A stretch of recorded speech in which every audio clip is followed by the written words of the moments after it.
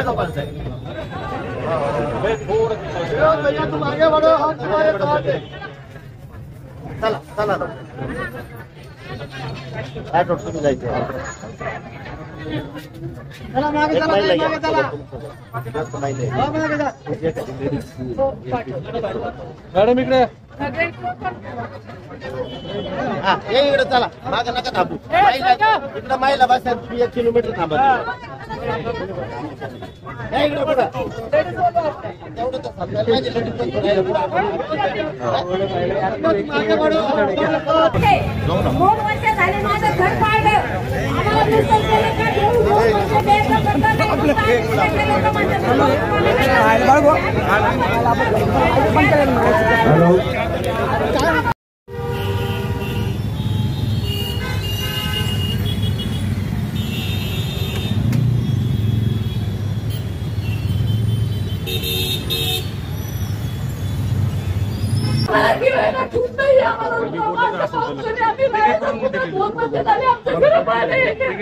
आम्हाला नुकसान केलं का देऊ 2 वर्ष बेकार करतात आम्हाला नुसतं आम्हाला 2 वर्ष होऊन गेले कधी देतो आम्ही कसं करायचं आमच्या 5 लेकरं बाहेर घेऊन कुठं राहायचं आम्हाला शिक्षणाला पैसे दे घर भाड्याला पैसे दे आम्ही करायचं का माहिती काम करणार आहे डॉक्युमेंट नाही त्याला भेटणार नाही मग असं कसं आमच्या घर घेताना वेळेस बरोबर डॉक्युमेंट घेतले आमच्या घर त्या ठिकाणी आर्थिक मोबदला देण्यात यावा त्या आर्थिक मोबदला त्यांना द्यायलाच पाहिजे आणि ज्या ठिकाणी जर नागरिक म्हणले की आम्हाला रेडीमेड घर द्या जे प्रधानमंत्री आवास योजना असेल किंवा कुठल्या स्कीममध्ये असेल तर ते मोफत द्यावं लागेल आपल्याला मोफत द्यावं लागेल ते काही खाली बिल्डरचं ऑफिस नाही तिथे मंदिर एवढं घर घ्या भावताव करते जास्त चालणार नाही ते दिशाहीन करताय आता माझ्या भावाने एक कागद दिला की संजयनगर श्रम लिखलेलं आणि संजयनगर श्रम लिखलेलं असताना त्याचे कागदपत्र असताना कष्ट पडलं त्या लोकांना तुम्हाला श्रम घर द्यावं लागेल जागा द्यावं लागेल पैसे द्यावं लागेल त्यामुळे तुम्ही कोणी काळजी करू नका म्हणजे तुम्हाला अर्ज बनवून दे तुम्ही ते भरा आता माझी विनंती आहे की सर्व पोलीस कार्यकर्त्यांना आपण बाजू सरकार महिला भगिनींना पुढे आपण ठेवू आणि आपण आयुक्त बघू आणि आपण शांत पद्धतीने जाऊ आपण घोषणाही देणार नाही आपण काही नाही आपण त्यांना दाखवू तुम्ही आमचं घर पाडलं तरी आम्ही शांत आहे आम्हाला मोबदला द्या आणि आपण मोबदला घेतल्याशिवाय राहणार नाही आरामशीर महिलांना विनंती आहे मी थोडं पुढं थांबतो आणि तुम्ही हळूहळू या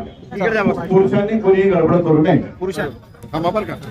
असा इशारा देतो की आपण पैठण रोड कांचनवाडी नक्षत्रवाडी या प्रभागामध्ये आपण आता NHIच्या माध्यमातून 50 फूट रस्ता तयार केला आहे दोन्ही बाजूंनी 100 फूट आणि नंतरच्या ज्या आपण 50 फूट आणखी लोकांचे घर काढले त्यांना कुठल्याही प्रकारची नोटीस दिली नाही कुठल्याही प्रकारचा मुआवजा दिलेला नाही आणि आपण सर्रास गुंडागर्दी करून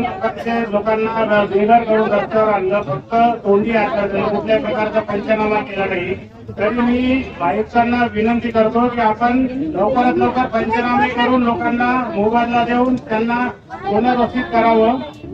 ही माझी विनंती आपल्याला आयुक्तांना विनंती करते की आपण आमची गाडी केली तर आमचं पुनर्वसन करायची गरज नाही एवढीच विनंती आहे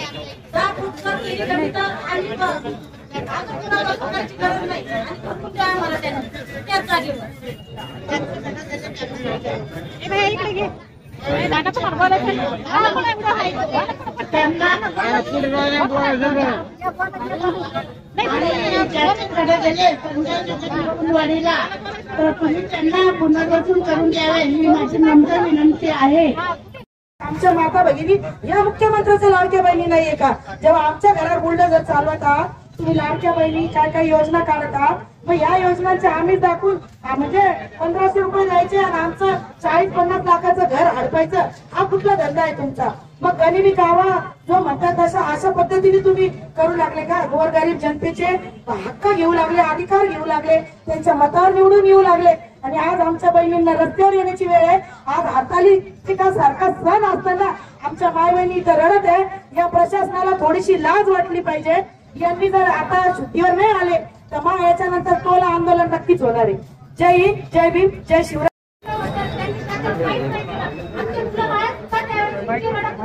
शाळेत गेले आमची मुलं बाळाचं त्यांना घरी येईपर्यंत त्यांचं घर सुद्धा नाही भेटलं त्यांना. आमची 12वीचे मुलं रडत होते घरी आल्यावर, पण आमचं घर असं कसं झालं म्हणून एवढं कसं काय आमचं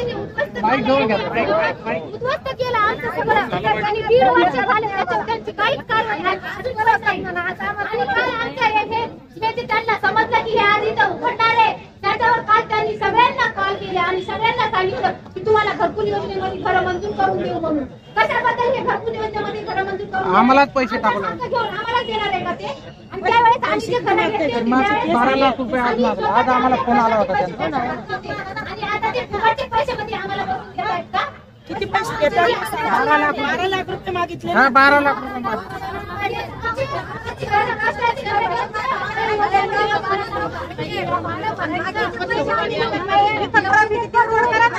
पैसे तुम्ही भरा, म्हणजे येऊ नाही द्यायचे फुकटचं आम्हाला लावायचं आणि आमच्या घरा पण द्यायचे.